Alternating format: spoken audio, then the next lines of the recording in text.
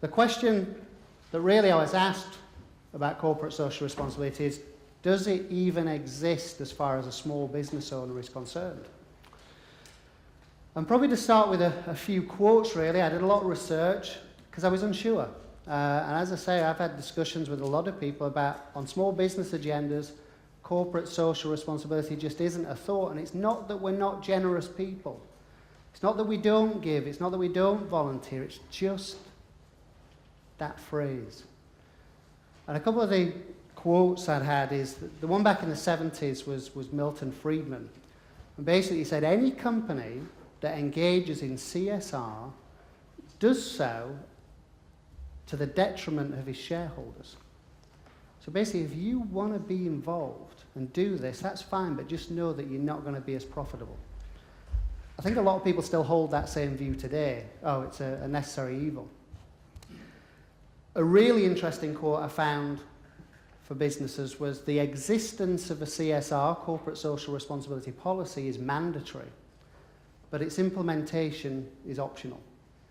So I got to tell everybody I got one. Yeah, I got a handbook, I think, around here somewhere, maybe. But really, it's just there as a checkbox.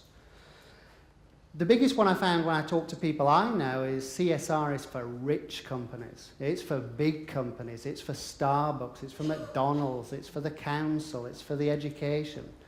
And it would be very easy to draw a conclusion that says, no, CSR does not exist.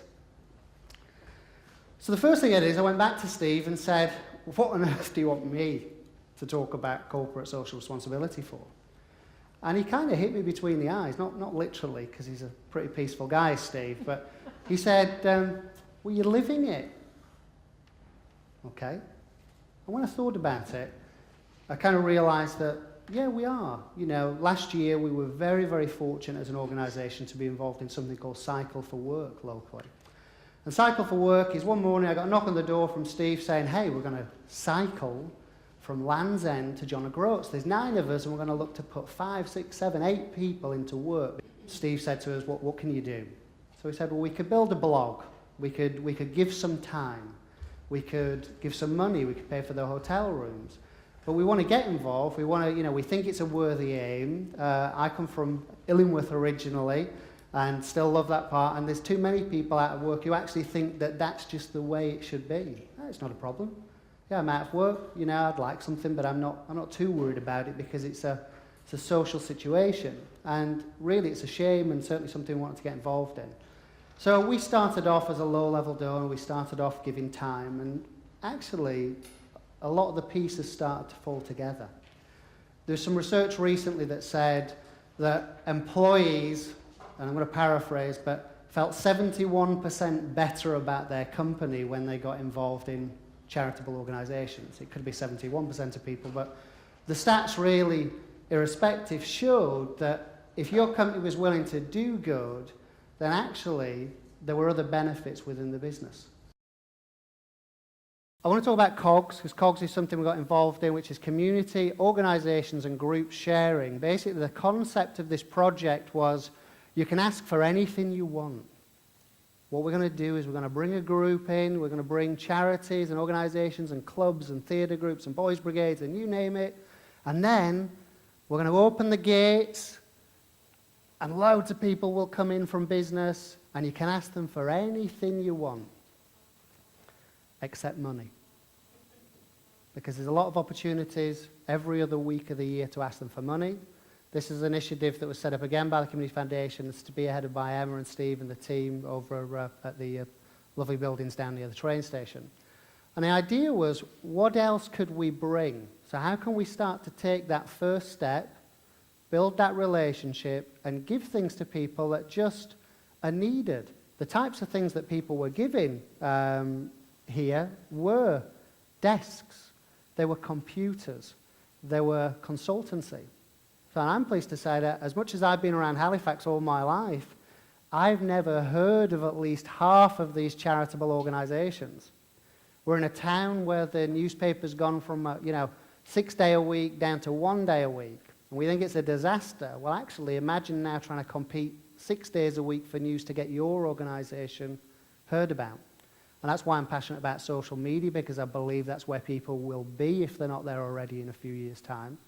But here was an opportunity to say, do you know what? You don't need to go and spend £50 on this. You don't need potentially to pay hosting for your internet.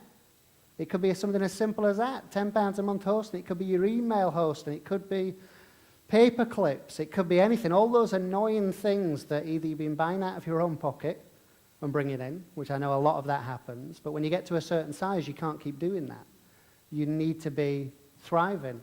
Basically, I just want to really fire through this because I know it's been a long day, but really, if you use social media, there's really 5 very basic tips. Obviously, there's a heck of a lot of things you can do, but really just to get started, the very first thing you should do is hire Snowflake Media. Failing that, you've got to apply the 90-10 rule. Let me tell you what this is. It's a little like the Pareto principle, the 80-20, but it's a little different.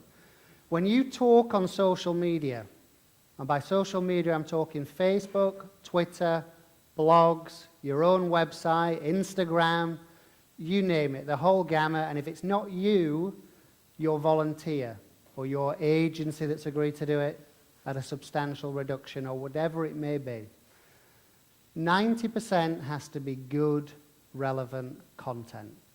No selling, guys. Just stuff you know will be of interest. Consistency is the key.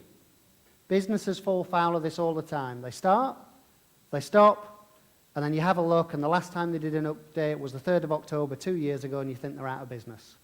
That's what people think about your charities. When they go, and it's dead, and there's nothing happening, especially when it hasn't been there, so don't feel bad. Don't feel bad about it. All you've got to do is just get a little involved. And if you can't do it, find somebody who is aligned with your organization that can do it. Just find somebody that has a bit of a passion for it. But it's not that difficult, I promise you. Be the heartbeat. So you'll probably appreciate this. If you're going to do it, if you're going to go big, if you want to be the best, then actually be the center. If you're a diabetes charity, you talk about diabetes morning, noon, night, and you don't care if you're giving that company the credit, this company, that company, the other company, or it's your own stuff. The most fearful thing most businesses have with this is, where do I get started? And the best phrase I can give you is, be the curator, not the creator. So be the curator, as if you were running a museum. Don't be the creator. Don't worry about coming up with something new every day. Use software. Nearly every business uses some form of software.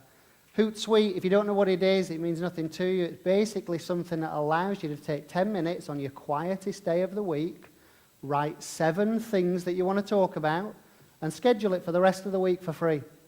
So you don't even need to worry about going back and checking it every day. I recommend you do. But again, there's lots of other software, and I'm always happy to talk to people and say, maybe use this, maybe use that, maybe use that. But mostly, and this is the hardest thing, so really, guys, this is going to blow your mind. Just get started. Because you've already dilly-dallied and flim-flammed and procrastinated and thought, I really should be doing something. Just do it. Do you know what? If you make I looked at mine today, I got 3 retweets today. What do you think the first thing I noticed was? A spelling mistake.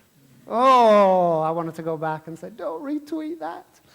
But it's one of those things that you just get involved. Everybody's looking for the thing now. Okay, it's not on there. It's long gone. There's no way I would have told if it was on. However, in all seriousness, guys, if you guys like Twitter, even if you don't, even if you've got no Twitter account and you want to find out the best bits of today, you might want to write this down, but if you write in twitter.com and basically / and I think the code is IFP14, there's what they call a hashtag. Basically, everything that was tweeted all day long today from here is sat on something that looks like the square, the hashtag sign, for those that don't use it, and a tag that said hashtag IFP14. You'll read everybody else's perspective of today, and it'll give you a really great thing. But I want to leave you with something to think about. Who have you overlooked in your charity? Who, because they weren't an immediate cash donator, who did you say thank you very much and give them a lovely smile and I'll definitely follow up with you, you liar? Yeah, and didn't. And what else could they bring to the table? If you didn't have to do your accounts next year and you could give them to a qualified accountant for free, how much better would that be? If you didn't have to replace the desks or the PC because somebody had a terrible PC they were throwing away, but actually is still 12 million times faster than yours from 1987, yeah, how good would that be? Because believe me, when you nurture those relationships, they will turn into money if they can, either directly or indirectly down the line. So I'd leave you with this challenge. When you leave here today, make a list. Who are you going to re-engage with that could help you with stuff that's more than just money?